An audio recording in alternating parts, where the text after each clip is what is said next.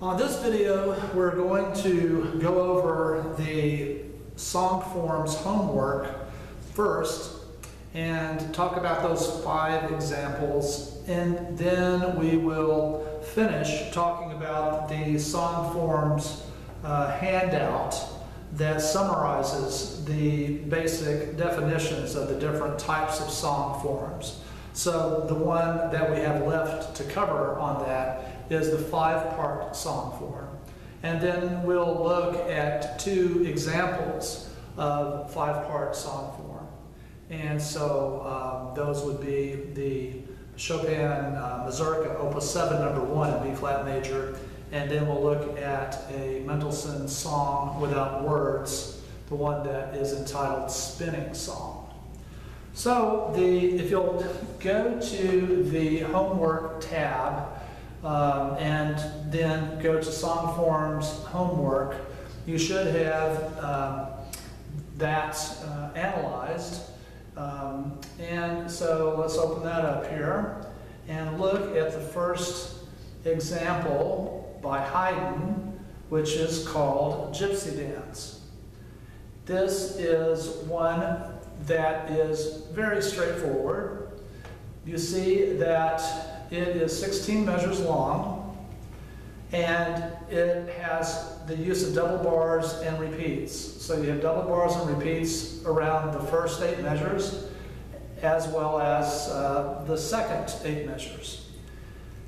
And then, in general, this is the basic approach is to look at 4 measure for the phrase length, and this one for sure falls into that 4 measure grouping.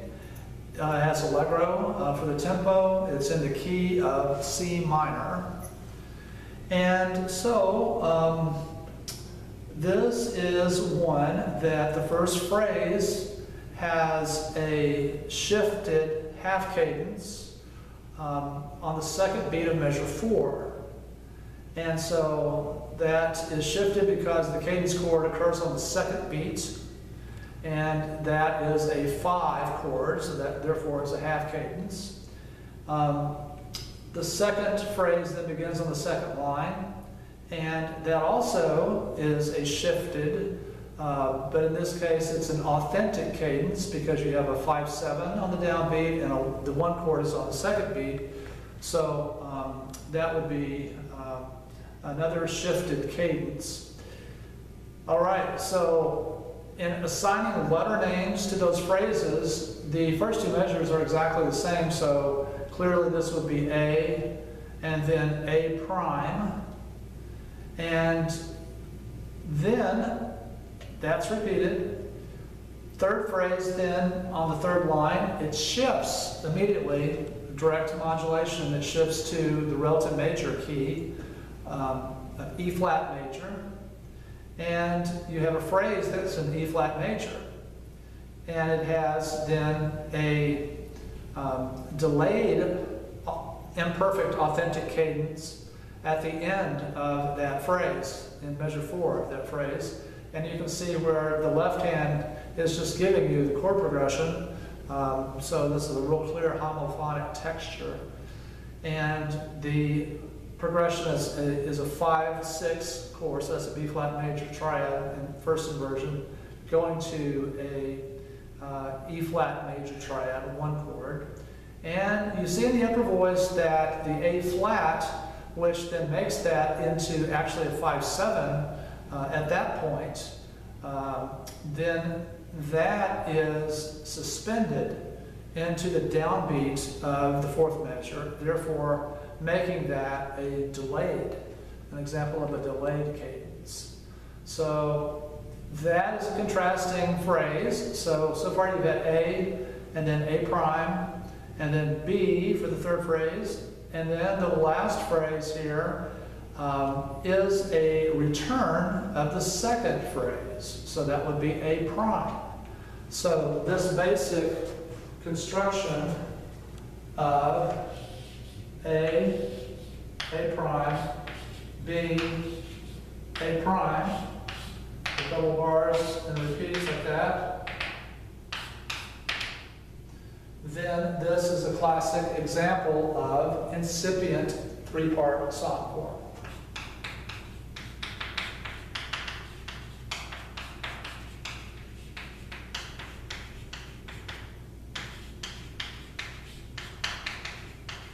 And so again, to review that, part one is either a parallel period or it could be a contrasting period. In this case, it's a parallel period, so the phrase construction, part one,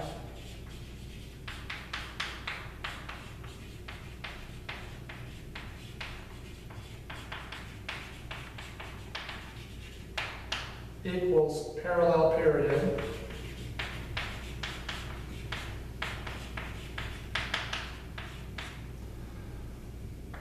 And then part two, and so remember these song forms, these parts can be as short as a single phrase. So, and also remember that with incipient three-part song form, that it's always 4 phrases in length. And it always has a situation where the first 2 phrases are part one, and then the third phrase is part two, something that's typically contrasting with the ideas in the first part. And then the last phrase is a return of one of the phrases. So it only returns one phrase. It could be a combination of like 2 measures of this, 2 measures of that. In this particular example, it just returns the second phrase of part one. And so that is a good example of incipient three-part song form. All right, the second one is entitled Country Waltz, another item piece. This one is one in which you would want to take into account the da capo at the bottom of the page, the last measure of this. And so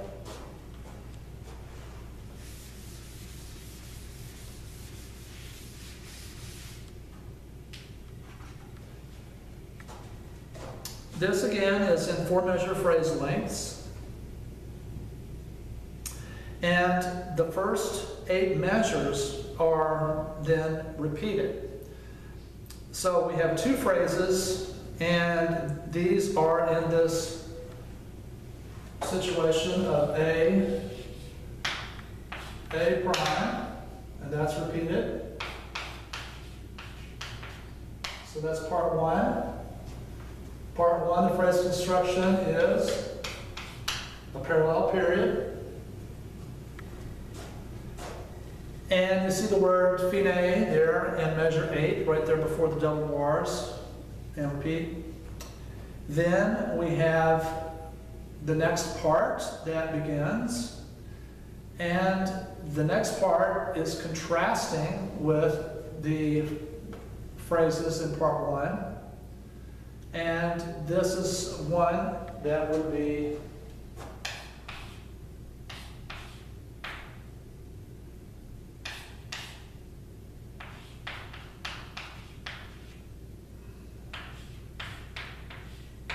and of course, you know what DC stands for. Let's go back to the beginning, da capo. So capo is head. So go back to the beginning and repeat until you see the word fine. And so that yields this part one, part two, and then that's going to be part three. And because you have repeats around part one, then you're going to call this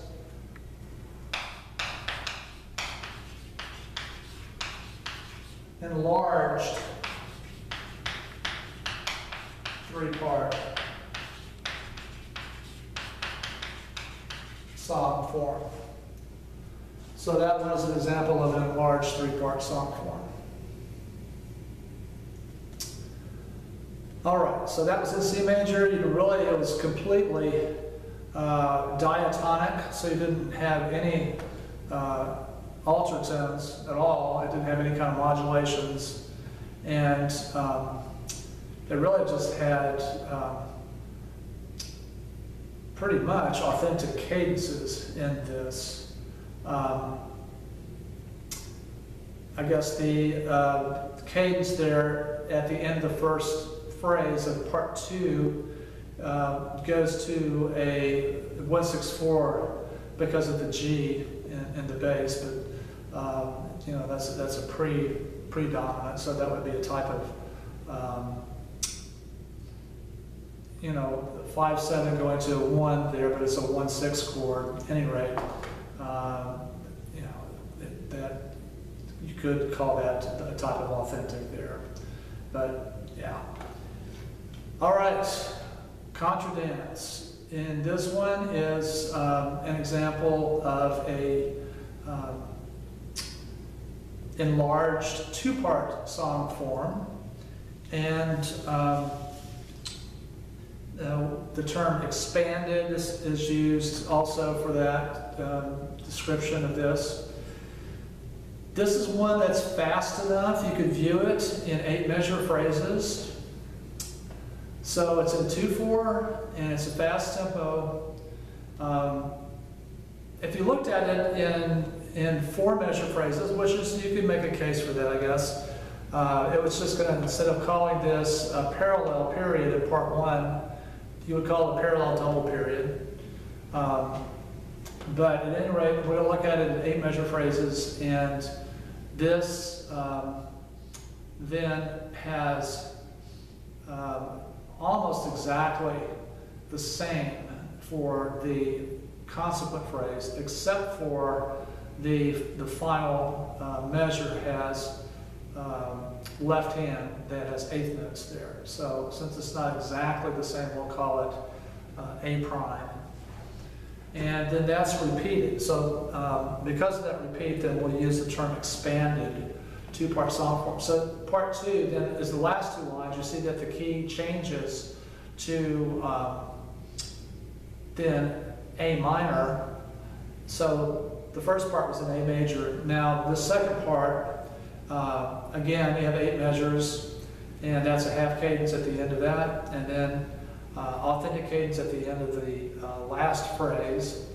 And these would be parallel. So part 2 is going to be B prime. And so this is an example of that expanded 2-part song form. All right, and then the contradance in G by Mozart. This is another one that's very similar to what we saw with the first one. And so you have 4 phrases. This is one where you have a contrasting second phrase. And so with this, we've got A, and this is in the key of G major. And then the second phrase is B. It has a little modulation so that it has just it's not really even a modulation, just cadences on dominant there at the end of the second phrase. And then you have then a third phrase, which is contrasting. So that would be C. And then you have a return of the second phrase, but instead of it being in dominant, then it's back to tonic. So this is one that is incipient 3-part song form, and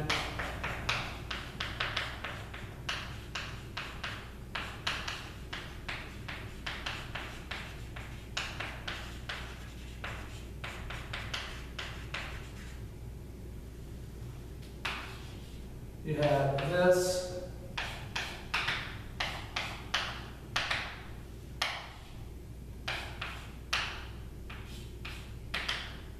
So this is a return, but whereas this was in dominant, cadences on the dominant chord, this is rewritten in cadences on tonic. So again, part one. This is an example of part one being a contrasting period.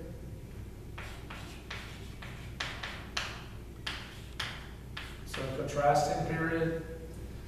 And then part two contrasts with that. Part three is a single phrase that returns that second phrase. So incipient three-part song form. So be sure you can define that here on this next test. All right, then the final one is another Haydn piece. And again, you have an opening part that is two phrases in length. This is one in which you have a contrasting period for part one.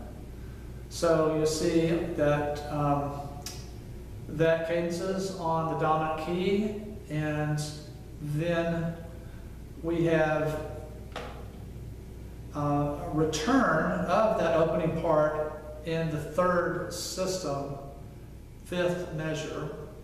So part two begins right after the double bars, and you have then that four measure first phrase, and then you have a four measure second phrase, which is contrasting.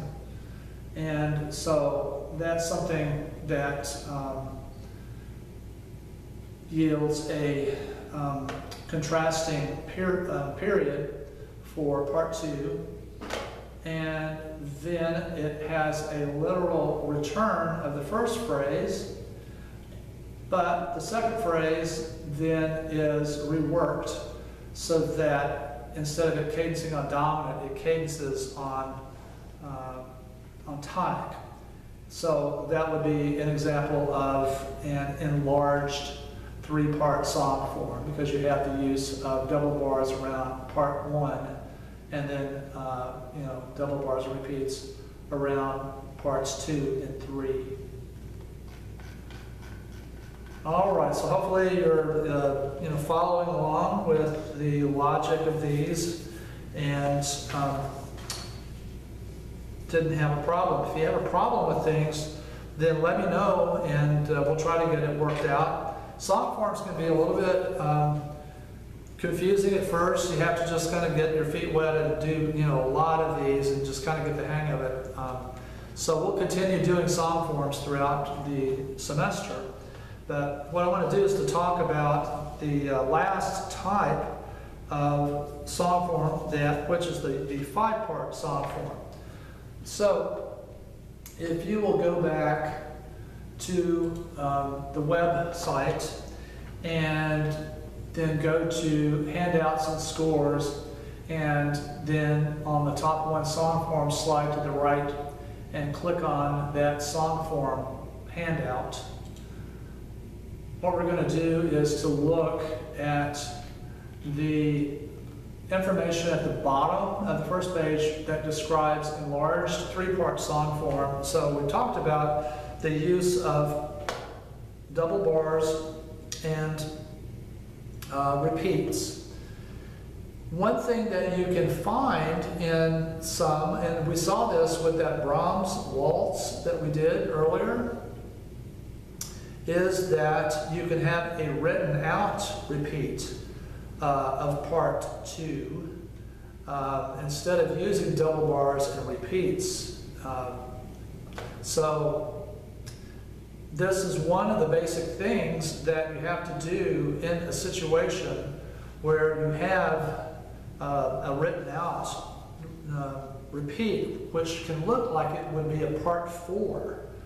But if you compare that spot that is the written out repeat, if it is a written out repeat, then you're going to call it enlarged three-part song form. I list here, though, things which have to occur in order for that to be called a five-part song form. So obviously a five-part song form has a part 4, which if it's material that's completely different, then obviously that's going to be a five-part song form. However, If that